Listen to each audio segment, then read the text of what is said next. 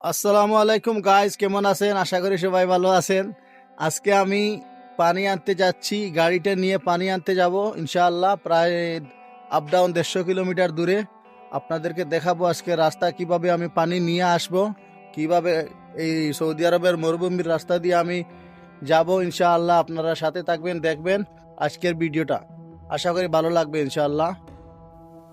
বন্ধুরা, মরুভূমির রোদ যতই গরম হোক আমি থামি না, কারণ আল্লাহর উপর ভরসা রাখলে পথ সহজ হয়। এই ট্যাঙ্কার শুধু পানি বহন করে না, এটা বহন করে রিজিক, আর রিজিক আল্লাহ পৌঁছে দেন যার ভাগ্য আছে তার।